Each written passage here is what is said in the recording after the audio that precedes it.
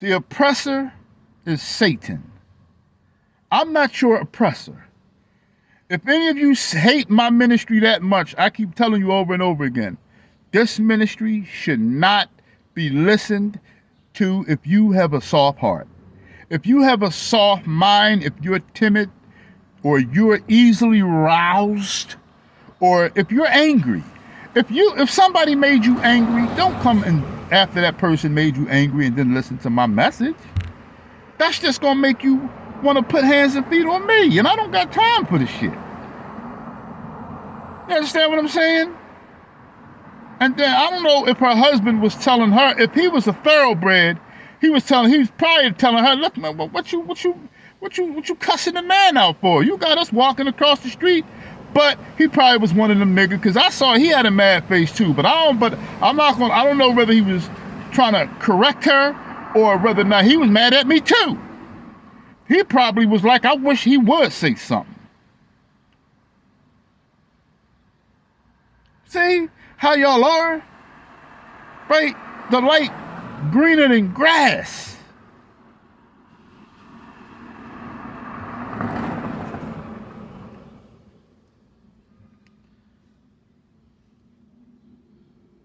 Look carefully. Then how you walk, not as unwise, but as wise, making the best use of your time. Do not spend your time lying. Do not spend your time gossiping. Do not spend your time hating. Do not spend your time slandering. Do not spend your time doing anything that is going to destroy your soul.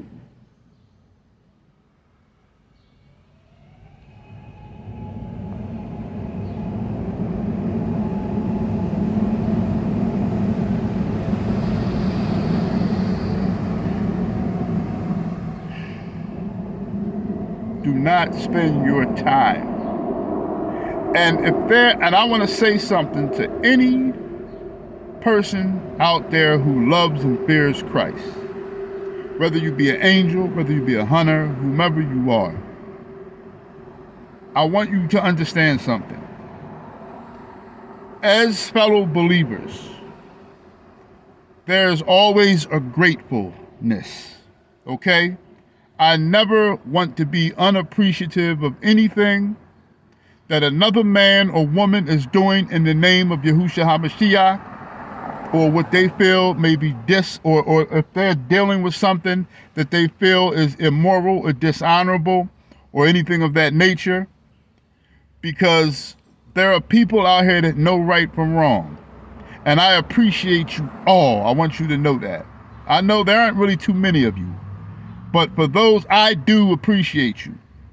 But I do need many of you all to understand one thing. I can never, ever, ever, ever, ever compromise the word of Christ for nothing. I want you all to know that.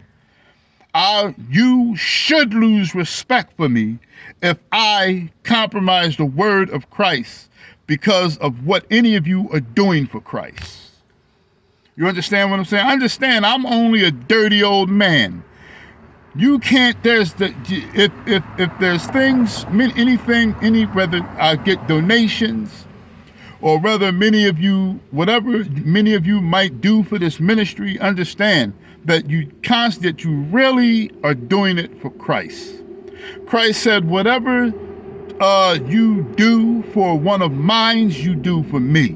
Whatever you do to one of mine, you do to me. So the people who are situating themselves, because it's coming, those who are situating yourselves to put hands and feet on me, you remember something after it's done and over. You will also be putting hands and feet on Yahushua HaMashiach. You'll be putting hands and feet on God.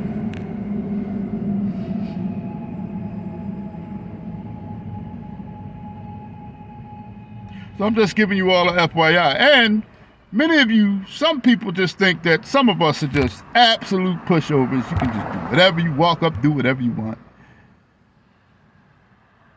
But at the end of the day, it's a shame that we're thinking like that within the gates. Our own people is thinking like that within the gates.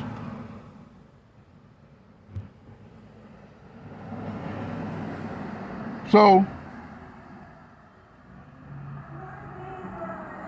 this message wasn't a long message, right? But I don't want to just end it right here. So I just want to say a few things. The message itself is over, so if many of you want to leave, you can go ahead and leave.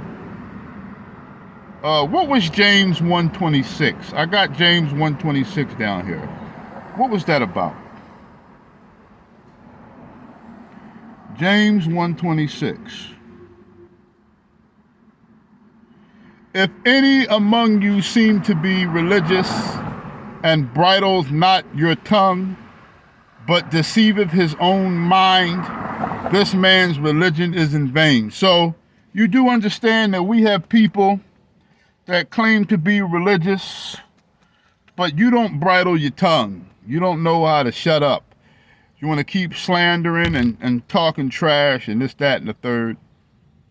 So you got to understand that you have a lot of Christians that do this. One thing I say about Islam versus Christianity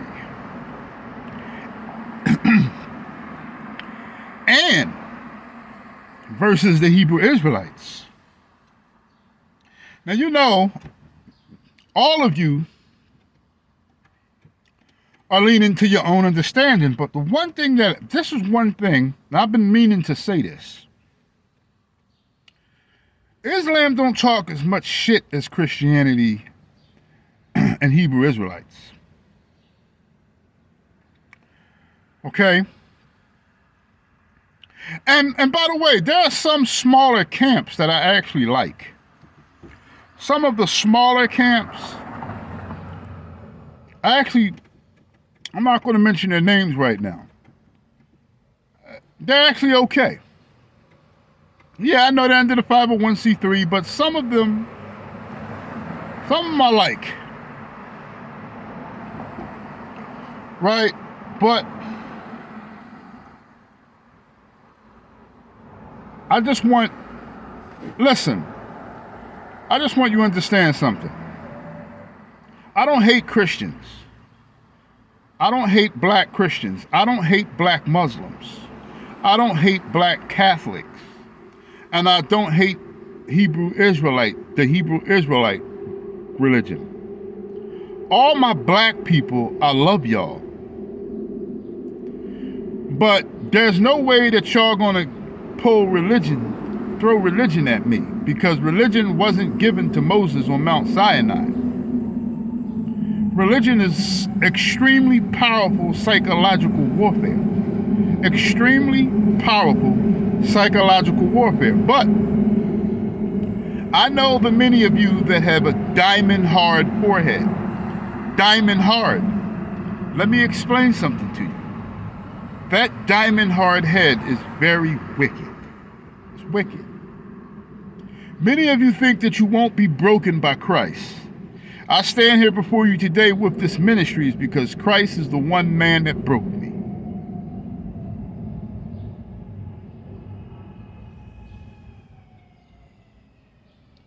So you got to, God can break anybody, man.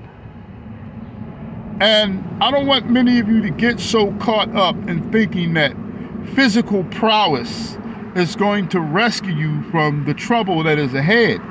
Physical prowess helps, but physical prowess alone without being a trustee of Christ is death. 450 guns with all the ladders in the world is nothing without being a trustee of Christ. 1,000 men is nothing. Don't you know that Christ will open the ground up on 1,000 men?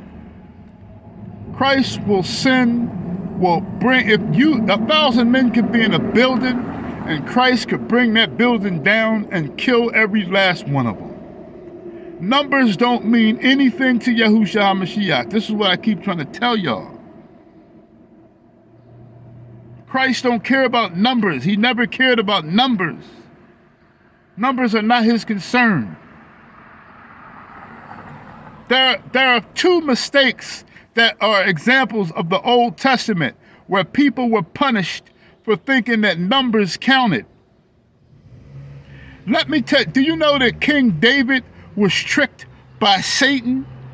He was tricked by Satan to numbering Israel, to counting the soldiers of Israel. That King David should have known there was an angel that Satan masqueraded as Yahushua HaMashiach. You don't believe me? In the Old Testament, Satan disguised himself as Malach Yahuwah. You can research it for yourself. There's one account in Kings and there's another account in Chronicles, differentiating the two accounts. Because in one, he didn't disguise himself. No, I'm sorry. He didn't disguise himself as the angel of the Lord, but he disguised himself as the angel of light. He came to David as a good angel and told King David to go count the amount of soldiers. David should have known that that was a wicked angel, because Yahuwah wouldn't have told David to necessarily count the soldiers, because Yahuwah doesn't deal in numbers. He doesn't need a certain amount of people. He can operate his majesty through 1, 2, 3, 4, 5, 6, 7, 8 people. Another account was one he told Moses. Now, it was the angel of the Lord that told Moses to tell Moses to sin. Did he tell Moses? When Moses sent the people to go spy out the land of Canaan, go over there and tell us how many of them niggas is over there and whether they're mighty or weak. See, and these niggas came back with a wicked report and they lied. And they said that the cats over there were so big that to them they were like grasshoppers. But understand, that was another trick. Christ never cared how many people was in the land of Canaan, or even if they were giants or not. They could have been giants. Christ wouldn't have cared. They weren't. It was a lie. They weren't giants, but Christ never cared either way. Christ does not care about the statue of a man. If that man or that woman continues in their wickedness, they will fall. Or that group or that army of people, or whatever the case may be. There is a time coming where Christ is going to work through his believers. And he's going to destroy the non-believers. Now, I'm warning y'all that this is going to happen, okay? You all don't have to believe me. Okay? We're going into some very wicked times, some very dark times. We're going into some very dark times. Right? I was supposed to do a message tomorrow. There won't be a message tomorrow. Right? It'll probably come Sunday, or it might come Sunday, right? But there's some very dark times coming, man. And I'm trying to tell y'all,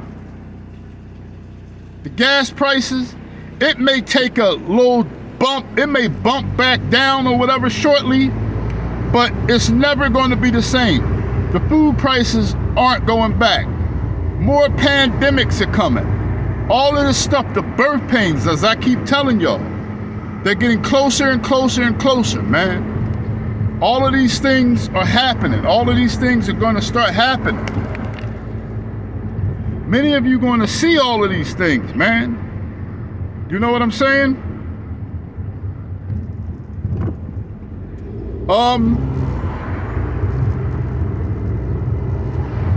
I've been really busy lately. Okay, I wanted to make this message. Find something worthy to do with your time. Stop worrying about other people. Stop concerning yourself with gossip and hating and jealousy and all of this stuff, man. Because you're rotting from the inside out, and you're demonizing yourself, and you're making yourself a vessel for devils. I'm warning y'all. And don't you understand, those of you who are operating in this system like this, you're putting yourself in a situation to be judged, right? Because listen, he's already judging among his people, man. You seeing niggas dropping left and right, man, right? The other nations, the only time you really hear something really happening to them right now is like if it's a natural disaster. Forest fire, earthquake. Don't get me wrong, they shit happen to them too. But it's not happening to them so much because they're not doing it to themselves. But us as a people, we're doing these things to ourselves. This is judgment within our own house. Listen, look in the mirror, man. Look in the mirror.